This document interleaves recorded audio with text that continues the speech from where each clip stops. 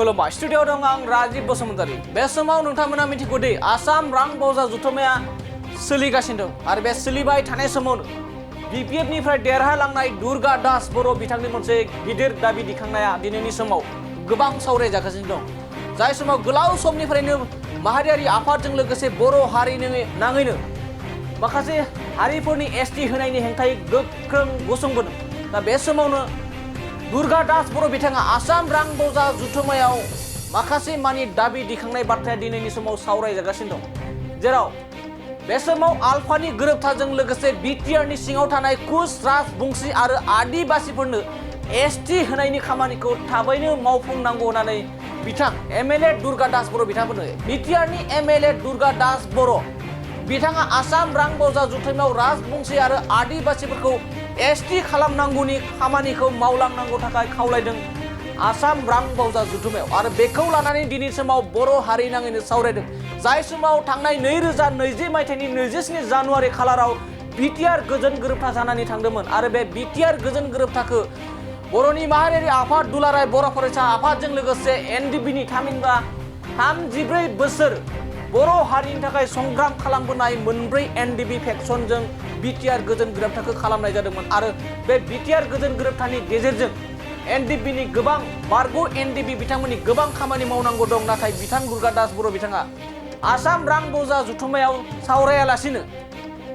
मैया दाखालिसो आलफानि गोरोबथा जालांनाय खामानिखौ मावफुंलांनो थाखाय बिथांमोना दाबि दिखांदों बेखौ लानानै गोबां सावरायदों जाय समाव बर'नि गोबां आफादफोरनि एबा बर'नि आफादनि गोबांनि खामानि दङ बे खामानिखौ सावरायालासिनो गुबुन आलफानि खामानिखौ मावफुंनो थाखाय बिथाङा दाबि दिखांनायखौ गोबां सावरायदों आलफा गोरोबथाखौ मावफुंनाय राजबंशीफोरनि एसटि होनांगौ आरो सनियाफोरनि एसटि सार्टिफिकेटफोरखौ होफिननांगौ होननानै बिथां दुर्गा दास बर' बिथाङा दाबि दिखांदों आसाम रां बावजा जुथुमायाव बे समाव फिन फोरमायबावदो दुर्गा दास बर' बिथांनि मोनसे गिदिर दाबि जाय समाव बिटिआरनि सिङाव थानाय कच राजबंशी आरो आदिबासिफोरनि एसटि होनायनि खामानिखौ थाबैनो मावफुंनांगौ होननानै बिथां दुर्गा दास बिथाङा एमएलए बिथाङा बिपिएफनिफ्राय देरहालांनाय सासे एमएलए बर' हारिनि थामथि बिटिआर गोरोबथाखौ नागारनानै आलफा गोरोबथानि दफा मावफुंनायनि गोसो होनायखौ नुनो मोननाय जादों बिपिएफनिफ्राय देरहालांनाय दुर्गा दास बर' बिथांखौ बे समाव गोबां साननो बाथ्रा गोलाव समनिफ्रायनो जाय समाव मोनबा हारिफोरनो एसटि होनांगौनि माखासे राजखान्थियारि दैदेनगिरि बिथांमोना खामानि मावबाय थादों आरो बेखौ गोख्रों गसंथाबोदोंमोन बर' हारि नाङैनो आरो गुबुन गुबुन माहारियारि ट्राइबेल आफादफोरा गुबुन गुबुन माखासे हारिफोरनि एसटि होनायनि हेंथायै खामानि मावदों नाथाय बे समाव दुर्गा दास बर' बिथाङा सासे ट्राइबेल सुबुं जानानै एसटि सुबुं जानानै बिथाङा सासे बर' सुबुं जानानै बिटिआरनि सिङाव थानाय कच राजबंशी आरो आदिबासिफोरनो एसटि होनायनि खामानिखौ थाबैनो मावफुंनांगौ होननानै बिथां दुर्गा दास बर' बिथाङा दाबि दिखांनाय मोनसे गिदिर बाथ्रा जाना दङ जेराव बिपिएफनि एमएलए दुर्गा दास बर' बिथाङा आसाम रां बावजा जुथुमायाव बिटिआरनि सिङाव थानाय कच राजबंशी आरो आदिबासिफोरखौ एसटि खालामनांगौनि खामानिखौ थाबैनो मावलांनांगौ होननानै बे समाव बिथाङा फोरमायदों दानिया फैदों बे समाव दुर्गा दास बिथां एमएलए दुर्गा दास बर' बिथाङा आसाम रां बावजा जुथुमायाव बिटिआरनि सिङाव थानाय कच राजबंशी आरो आदिबासिफोरनो एसटि होनायनि खामानिखौ माबायदि खामानि मावलांनो थाखाय सरकारखौ बिथाङा दाबि दिखांदों जों बिथांनि बे आसाम रां बावजा जुथुमायाव सावरायनाय बाथ्राखौ जों आबुङै बिथांनि बाथ्रा बुंनायखौ जों खोनासंनि दुर्गा दास बर' माननीय उपाध्यक्ष महोदय আৰু সদন চৰকাৰী পক্ষই অনা যিটো প্ৰস্তাৱ সেই প্ৰস্তাৱৰ পক্ষত থাকি মই দুটামান পৰামৰ্শ আগবঢ়াব বিচাৰিছোঁ কেইটামান কথা বিশেষকৈ আলফা চুক্তিৰ পিছত আলফা চুক্তিৰ কথা ইয়াত উল্লেখ কৰা আছে আলফা চুক্তিৰ পিছত কিছু ডেভেলপমেণ্টেল কাম কৰাৰ কাৰণে চুক্তি স্বাক্ষৰিত হৈছে এই ডেভেলপমেণ্টৰ যিবিলাক কাম কাজ হ'ব আলফা আৰু চৰকাৰে ৰাজ্য চৰকাৰে নিশ্চয় এইটো ত্বৰান্বিত কৰিব আৰু এই ত্বৰান্বিত কৰাৰ সময়ত ৰাজ্যখনৰ চাৰিও দিশত বা সমগ্ৰ ৰাজ্যখনতে যাতে কাম কাজসমূহ ঠিকমতে পায় বিতৰণ হয় আমি সেইটো বিচাৰিম কাৰণ যিসকলে আলফা কৰিছে তাত বিটিচি অঞ্চলে কওক কাৰ্বি আংলঙে হওক সমগ্ৰ অসমৰ অঞ্চলসমূহৰ পৰা আলফা প্ৰতিনিধি আছিল আলফা কৰিছিল গতিকে এই কথাটো মই ৰাজ্য চৰকাৰে যাতে দৃষ্টি ৰাখে এই সুযোগতে মই কৈছোঁ। আৰু এটা বিষয় সময়ে সময়ে তল পৰি থাকে 6 জনগোষ্ঠীক জনজাতি কৰা বিষয়টো। BTCত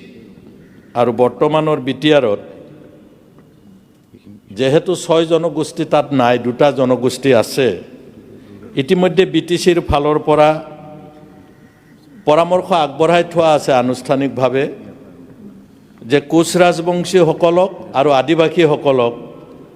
আমি জনজাতিৰ তালিকাভুক্ত কৰিব লাগে বুলি ইতিমধ্যে পৰামৰ্শ আগবঢ়াই থোৱা আছে। গতিকে বাকী আগবঢ়াই নিলে ভাল হয়। ইয়াৰ আগত যোৱা 30-35টা বছৰে যি নিউ এডুকেশ্যন পলিচি চলি আছিল, সেই এডুকেশ্যন পলিচি শুদ্ধ নে অশুদ্ধ আমি আজি সেইটো বিতৰ্ক কৰি থাকিলে বৰ্তমান আগবাঢ়ি যোৱা পৃথিৱী আৰু ভাৰতবৰ্ষৰ এই প্ৰতিযোগিতাত আমি আগবাঢ়ি যাব নোৱাৰিম। তাৰ কাৰণে এটা নিউ এডুকেশ্যন পলিচি আহিছে, সেইটো একচেপ্ট নকৰাৰ কোনো কথা নাই। কিন্তু নিউ এডুকেশ্যন পলিচিৰ জৰিয়তে যিখিনি ইনফ্ৰাষ্ট্ৰাকচাৰ কৰিব লাগে সেইখিনি ৰাজ্য চৰকাৰৰ চেলেঞ্জ যদিও তেওঁলোকে লোৱা আৰম্ভ কৰিছে। 7 কোটিকৈ 126খন কলেজ, 8 কোটিকৈ 126খন হাইস্কুল আৰু হায়াৰ ছেকেণ্ডেৰী, আৰু বাকী প্ৰায় 200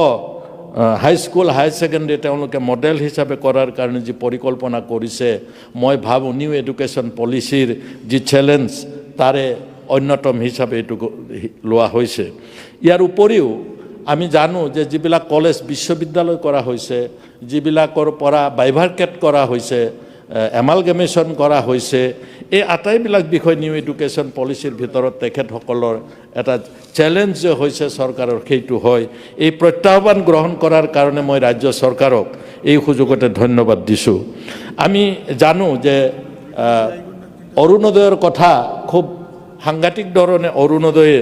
অসমত প্ৰচাৰ আৰু প্ৰসাৰ লাভ কৰিছে আৰু মানুহে সুবিধা পাইছে। এই অৰুণোদয় মই ভাবোঁ যিকেইটা ক্ৰাইটেৰিয়াত অৰুণোদয় পায় তাত ধৰ্ম,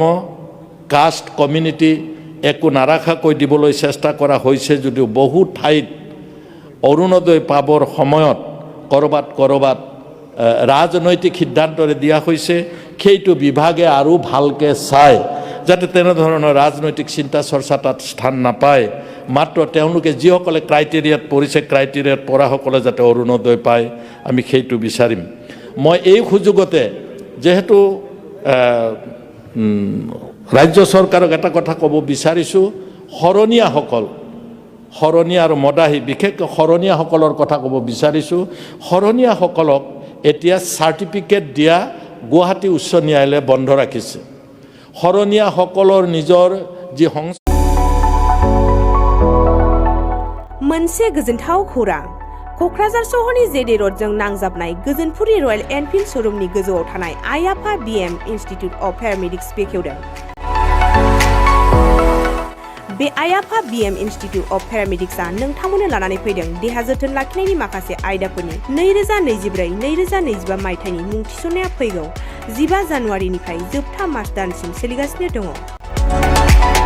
10+2नि उथ्रिसारनाय बिजाथि एबा फरायसाफोरा बे पेरामेडिक्सआव गावारि सोलोंथाइखौ लानो हागोन। क'क्राझार सहरनि गोजोनपुरि एबा गांजिमा बाजारजों नांजाबनाय आइ आफा BM इन्स्टिटिउट अफ पेरामेडिक्सआ नोंथांमोननि थाखाय गोदान मुं थिसननाय आयदाफोरा जादों medical laboratory technology, first aid patient care and assistant nursing, OT technician, ICU technician, radiology technician कर्सखौ 2 बोसोरनि गेजेरावनो आबुं खालामनानै BSS डिप्ल'माखौ लानो हागोन।